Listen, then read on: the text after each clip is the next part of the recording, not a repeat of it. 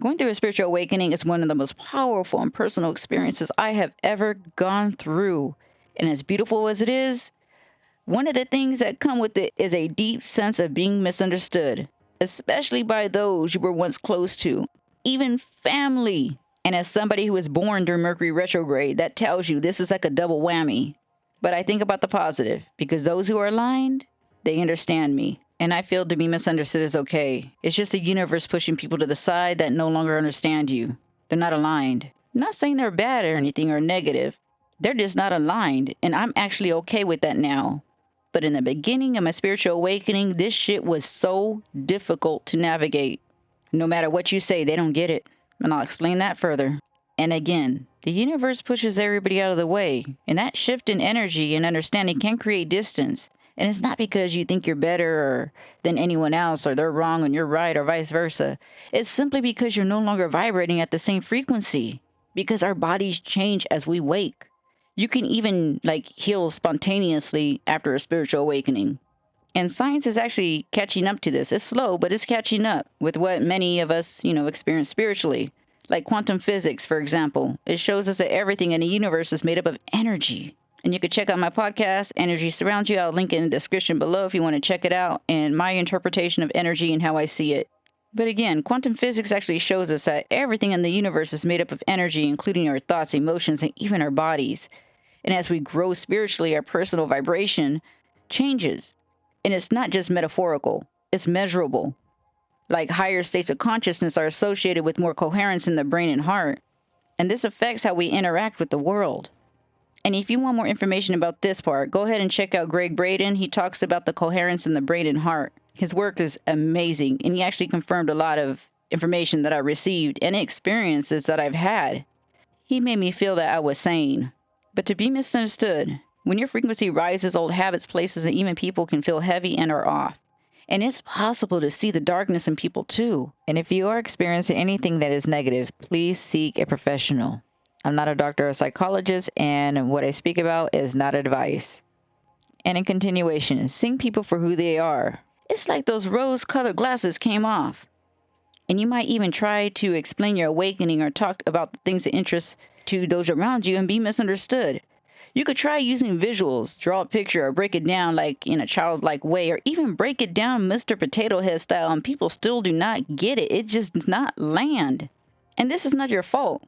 It's like speaking English in a room full of people who hear only French. You're saying the exact same words, but something just isn't clicking. And this could be so painful and isolating. But I'm here to let you know this means you're no longer aligned.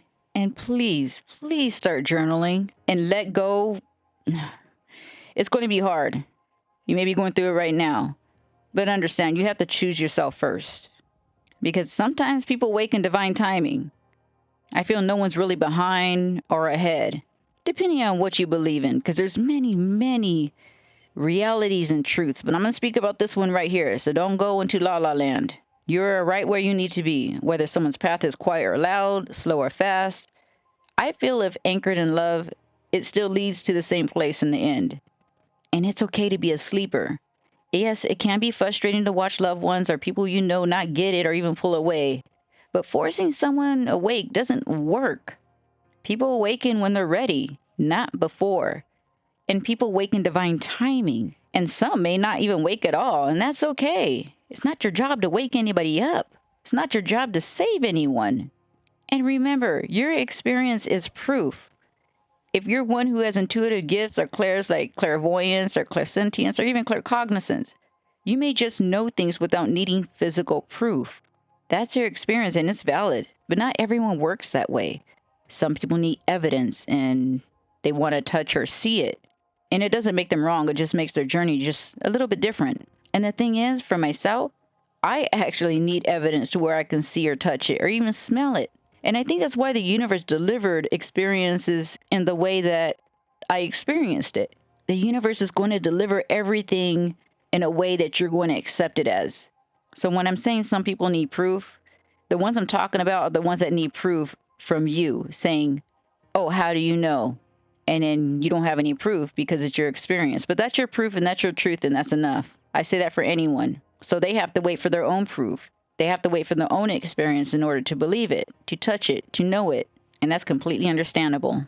And I'm just happy that the universe delivers things to me in the physical. I am very open minded, and when people tell me stories, I believe it.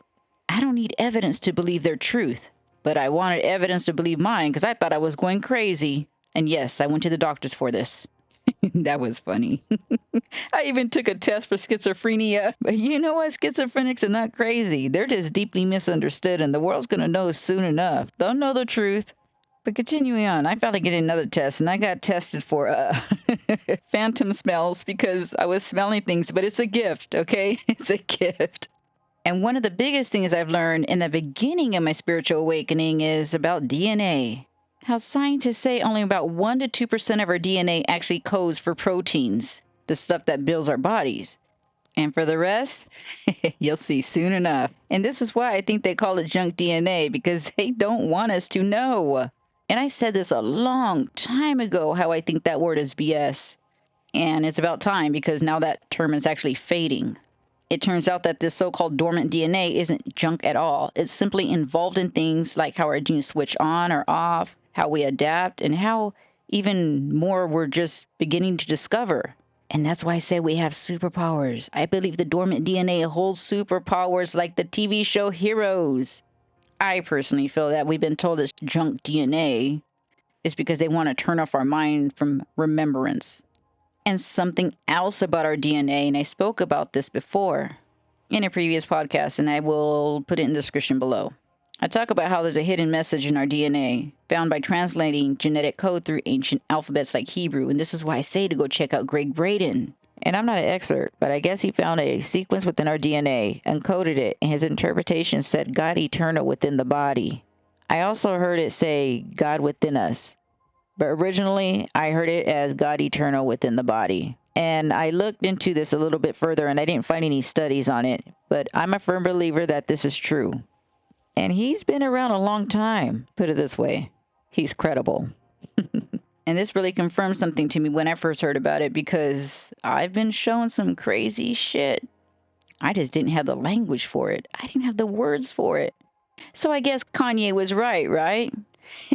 We're gods. So again, if you want the full podcast talking about that, I will put it in the description below. But to me, this all just shows how powerful and sacred we really are, because even science is reflecting that. Our DNA isn't just biological blueprint. It's responsive, intelligent, and possibly even connected to our consciousness itself. We are the answer to all we seek and the manifesting tool. I will always say this. We are everything. Our DNA, man. Oh my goodness, so beautiful. And you may have some questions about spiritual awakening and wonder why some people wake and some people don't. And how someone may feel a disconnection between themselves and their higher self. And please understand where I'm coming from when I say this, because you are your higher self. I just do not know any other way to deliver what I'm trying to say right here. But if you are feeling a disconnection or blocked, well, all I have to say is science backs this up too. Our perception of reality is affected by the things like environment, diet, stress, and even EMF exposure. Studies have even shown that chronic stress, poor nutrition, and environmental like toxins can disrupt the, pineal gland. The thing, people call the third eye. It plays a role in spiritual insight. So yes, outside factors can block someone's intuitive clarity. Then there's the heart and knowing what is. Meaning, if someone has a heart and know there's more out there, a love so deep and beyond us, they wake. This is my personal opinion. This is just how I feel. Yet, the combination of what science backs up and our heart is probably why most people are not awake. Personally, I feel a spiritual awake pushes all blockages and shakes you awake no matter what state of being you're in. I feel you don't have a choice. The human doesn't have a choice, I feel. And I say this because when my heart was open, I don't know what happened. All I have to say, things just started happening. And I don't think I really had a choice. I feel it was divine timing. But I had to see because I had physical experiences, so I know it to be my truth. So I guess it really doesn't matter what you consume when it's really that time for you to remember. I mean, it does play a huge part, so please continue to be healthy. I just feel that love frequencies are stronger than all within and beyond the universe, because love is the universe. And these love frequencies can shake anything awake. It doesn't matter what you consume or what you're around. When it's time, it's time. And this is partly why I feel like this is my last lifetime. And I'm okay with that. And please do not take, as I say, what you consume doesn't matter, because it does. What you surround yourself with, what you listen to, how you think, all matters. And you can actually activate yourself by doing certain things. But at times, you don't have to do anything, and you have a spontaneous spiritual awakening. We're going to start seeing a lot more of that. I think the universe is just tired sometimes. It's like, fuck it. We're going to shake you awake. You're not doing what you need to do. You're not waking up fast enough. And I actually think I made another podcast about that called All in Balance. I'll put it in the description below if I remember. So again, I know it's an exciting time when you get shaken awake, but it's not our job to fix or awaken others. It's our job just to be authentic, like the Blue Avians told me. Being you is an answer to all in the world. And once you step into authenticity is when you'll understand where I'm coming from here. To walk our path with love and integrity, the right people, the ones who resonate, find you. It's part of the natural pull of alignment. And as some people drift away, others come in who speak your new language, who get your frequency, and it's so easy to vibe together. I actually feel that blood family is just to learn from. I don't think that's really a family. I think you create your own family. I mean, some blood family may stick around, but overall, I feel that we have been manipulated into taking abuse from family because it's family. But I say if it doesn't feel good, just do what you need to do. Let go with grace and love if you have to. And letting go with love means creating space. It's not always about just cutting people off. Sometimes, though, cutting ties is necessary. You'll understand why soon enough. Just trust that the universe does everything on purpose. Like I always say, honor every path, even the ones that make little sense to you. When we stop expecting others to see through our eyes, we actually find peace. I know I did. And when authentic and in alignment, we stay open to new connections that truly reflect who we are becoming and who we always were and are. Again, everyone is exactly where they need to be in the now. Even if they don't understand you, that's okay. Because there are going to be times when people think you're actually talking shit, but you're not.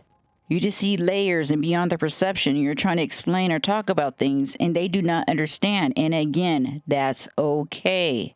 And you're going to see how some people get offended by everything. So, just learn and grow and evolve as a human. Become a better person. Let your evolution speak louder than your words. And it's okay to be misunderstood after a spiritual awakening. That means you are a new you.